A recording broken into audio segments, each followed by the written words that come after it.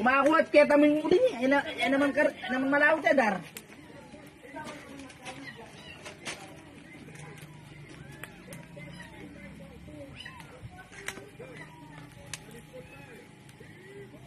Bangun na salda. Mga ragul tanguling ko rin. Ay. Kami rasul ko niya iba.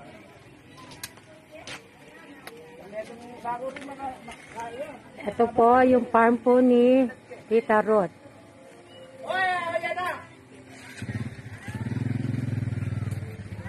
Ito po yung farm niya. Marami pong kalamansi, kapaya.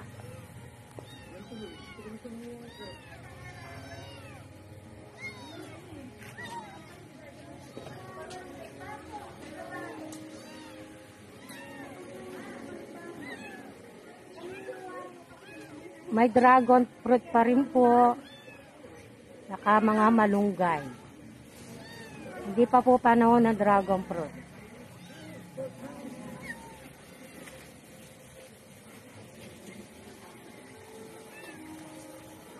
May bahay kubo rin po.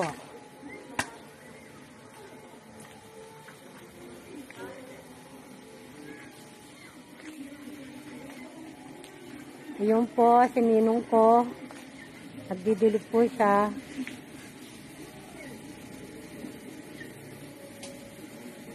Sobrang init po.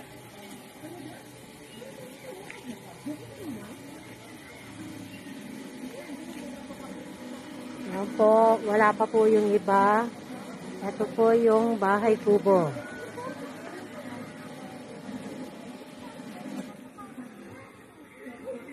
Dito po sila magpa-party.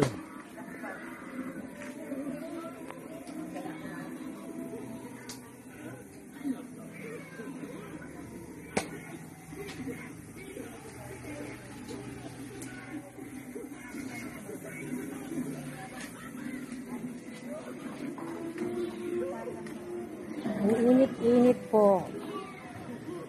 Yan po. May bunga po yung kalamansi, maliliit pa lang po. Po yung ate ko.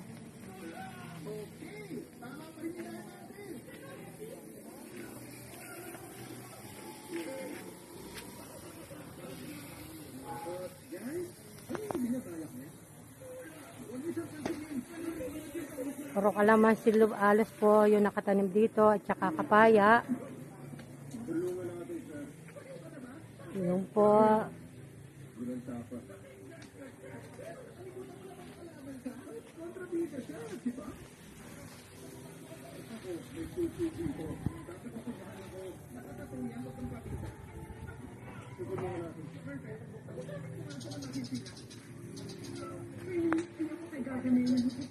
Presko po dito. Ang sarap pong matulog dito sa taas ng kubo.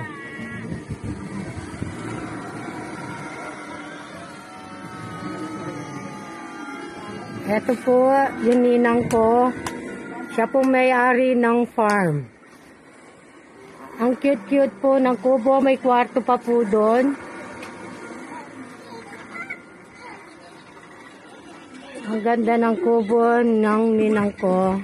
Bali po tita namin na naging ninang ko. Ayos ka lang?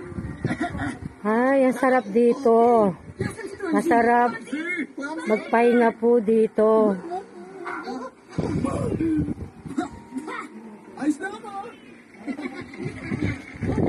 Ito po, sarap.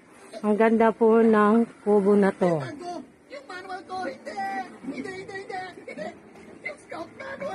Nanonood po silang TV. Ang sarap po dito magpahinga. Ito po, kubo na may kwarto. Ito po yung pinakakwarto ng kubo.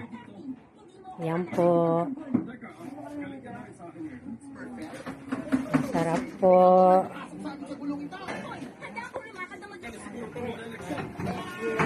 Ito po, nagpe-prepare na po sila. Wala pa po yung ibang mga kasama nila. Hindi pa po sila dumating. Siyam lang kami. Dahil pandemic na.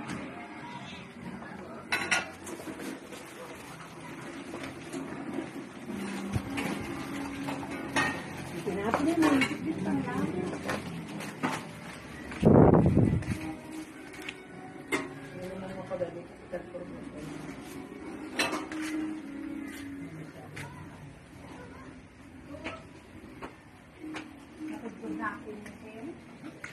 Ito po, mga bunga ng kalamansi. Maliliit pa lang po, pero marami po siyang bunga.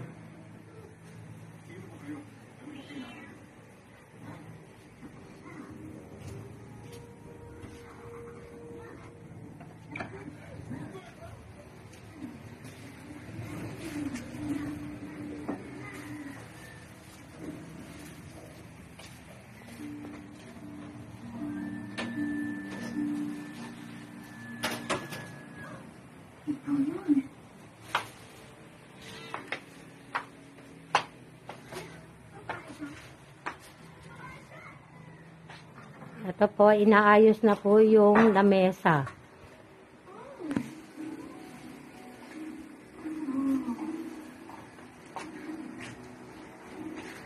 May motif po sila, red. Araw ng mga puso.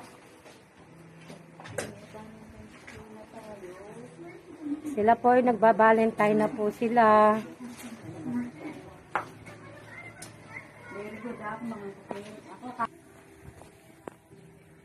Ito yung lemon nila. Yung lemon po nila, maraming bunga. Ito, may yellow na. Ayan po. Ang init-init po.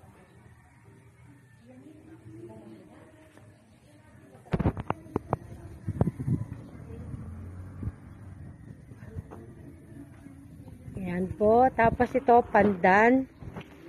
Pandan po to.